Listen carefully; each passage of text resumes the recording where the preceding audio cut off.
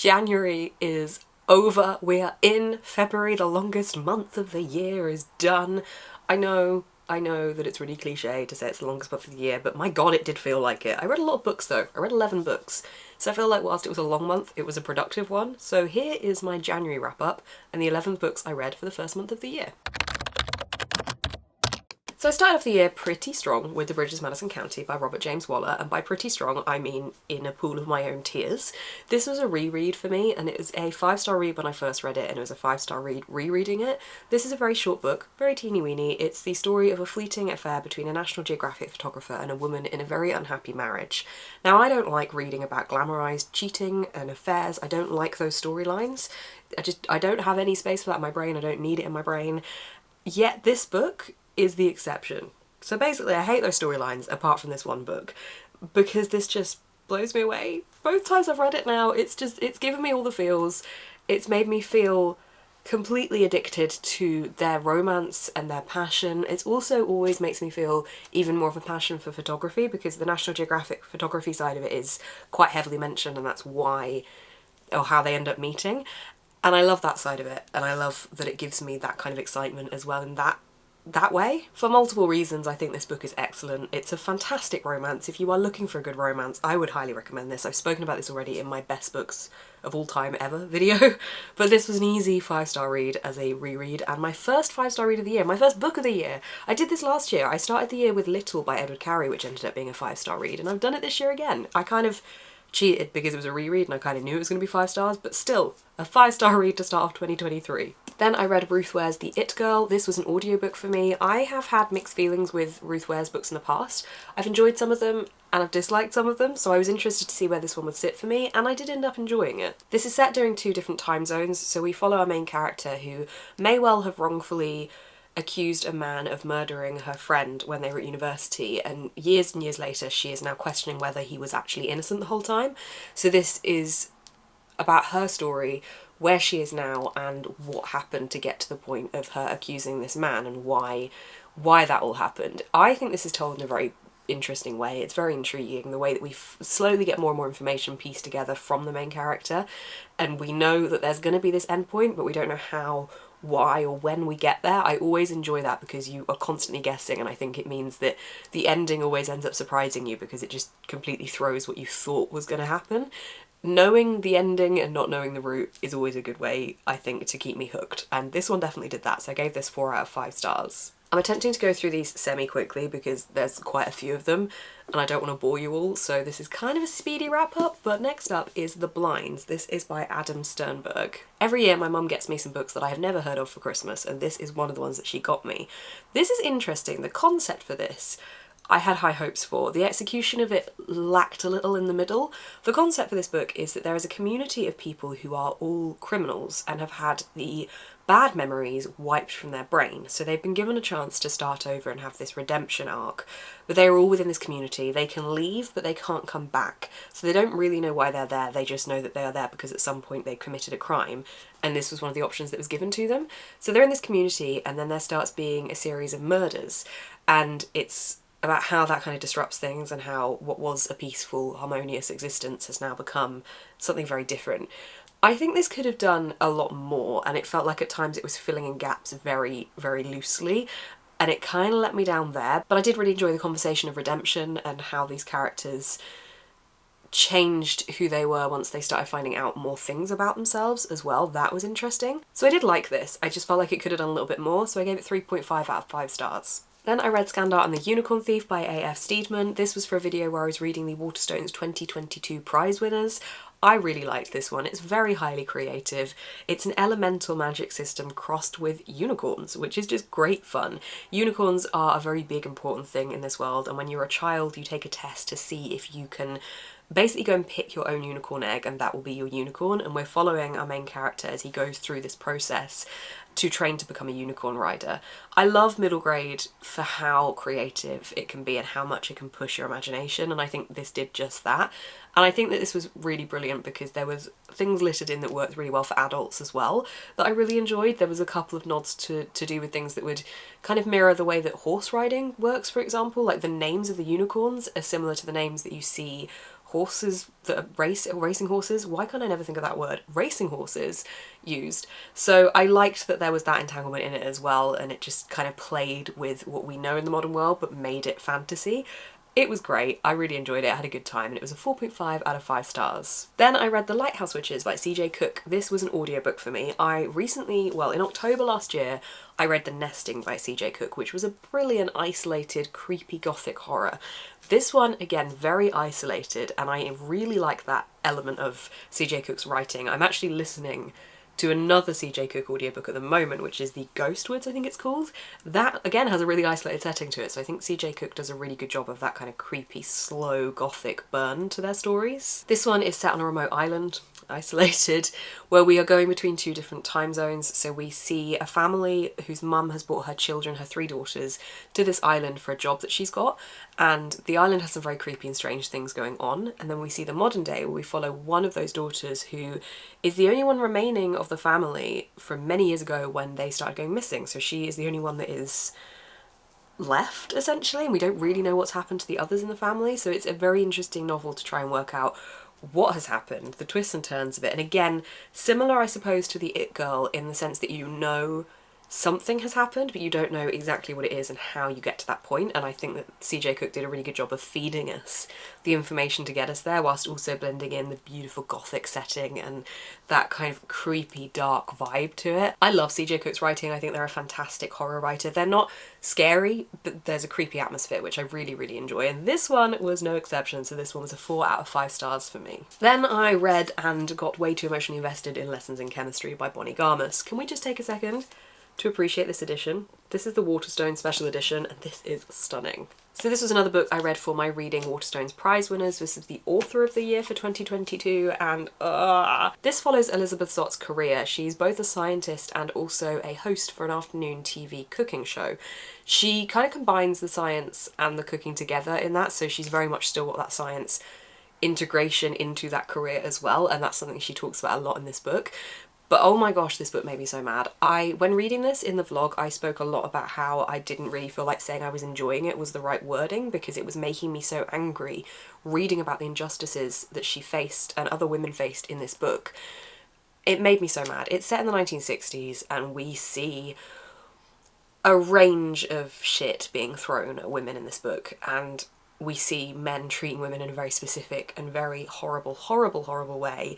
If you would feel you need to for this one, do check out the trigger warnings, because there's quite a few different things happening in this. It just made me so mad, and I feel like I could talk about it for ages. I love who Elizabeth is as a person. She's just so inspiring. She's such a fantastic protagonist.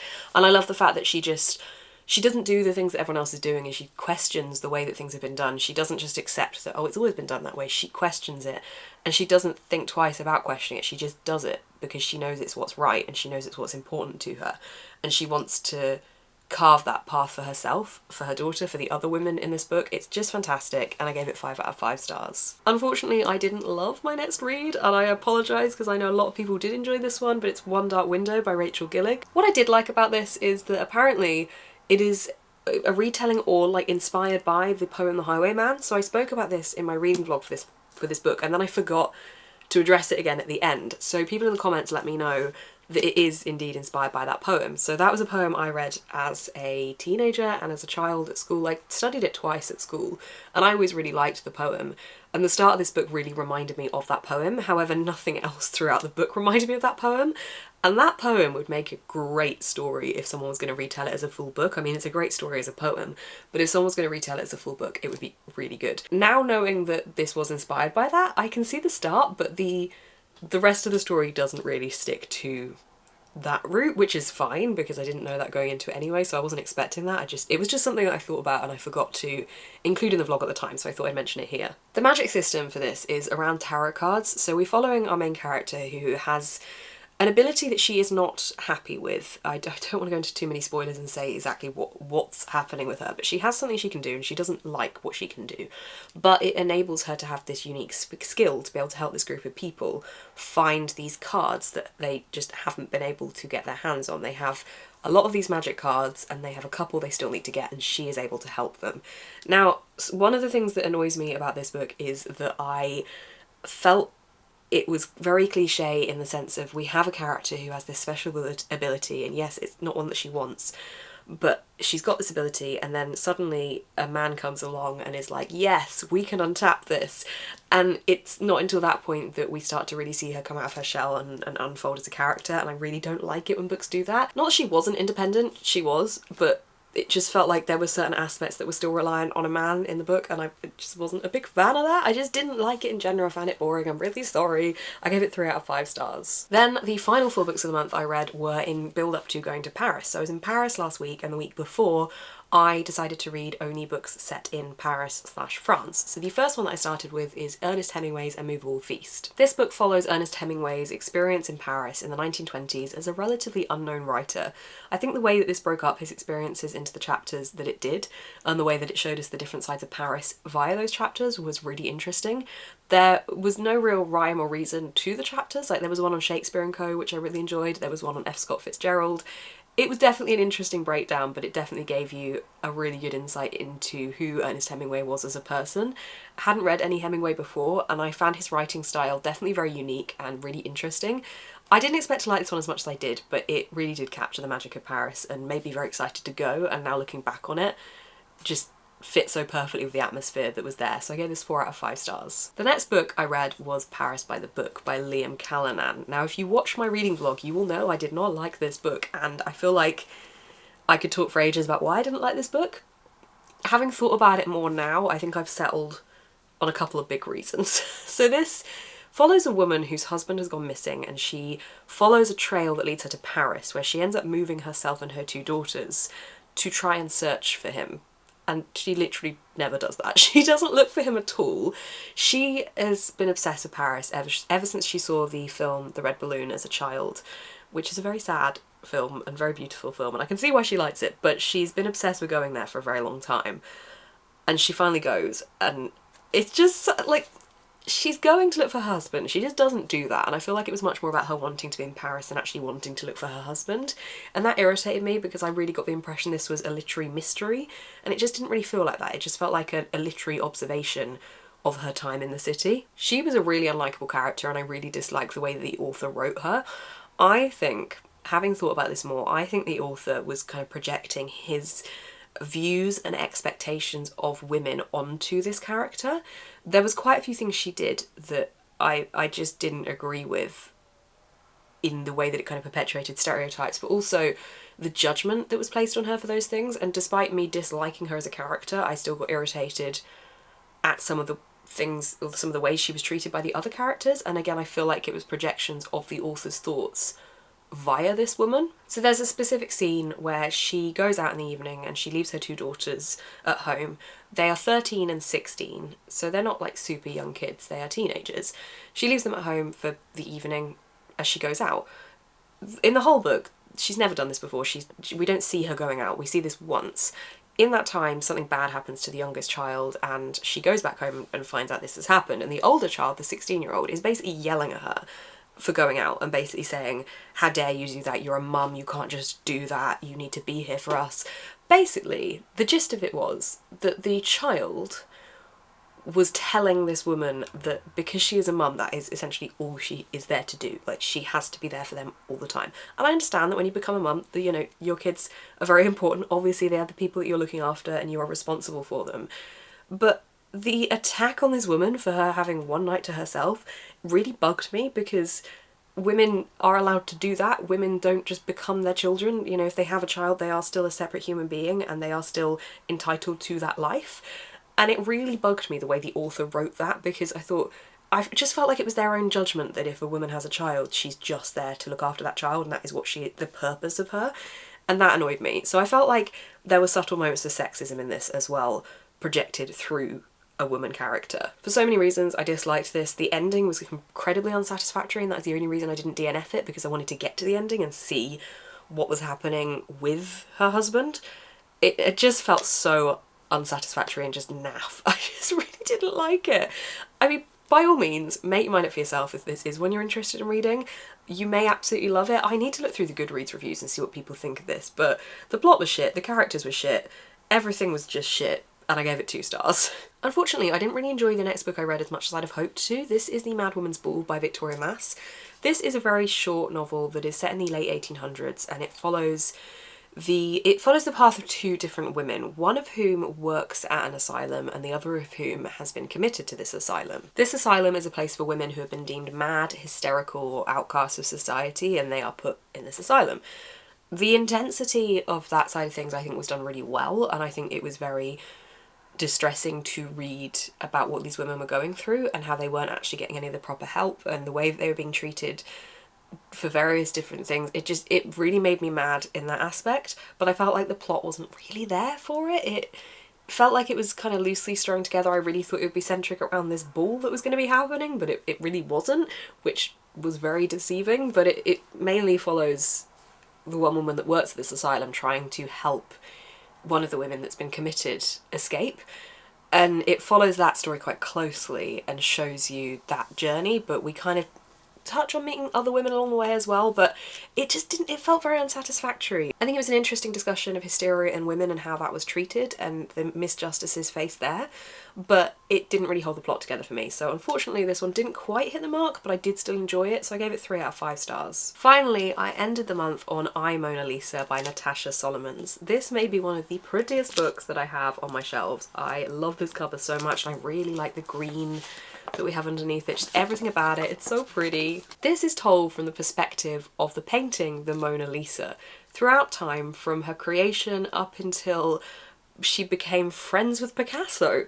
I love it. It's so cleverly done and such an interesting perspective to read from, to see the perspective of a painting as quite an unreliable narrator, because obviously the painting can only observe what is literally right in front of them. They cannot move. So as soon as a conversation goes out of a room, they've lost their insight into that side of the story. This also jotted about in time, so we would kind of go quite chronologically and then suddenly we would jump backwards. And I think that added to the jumbled narration and the unreliable element of this story, and I really liked that because it made it feel so disjointed in the way that the thought process of the Mona Lisa was being presented anyway, so I think it was very clever. It was a great historical fiction, especially if you were somebody that enjoys art history and seeing what happened to the Mona Lisa in a fictionalized, elaborated version. I just found it really fascinating, and I did get to see the Mona Lisa whilst in Paris, so it's really cool to have read this before that. This is definitely a slow read. It's very much about the atmosphere, the build, the art history, the relationship between the art and the artist. I really enjoyed seeing the relationship between Mona Lisa and Leonardo da Vinci evolve. I thought that was fascinating to see that and see how they could interact with each other.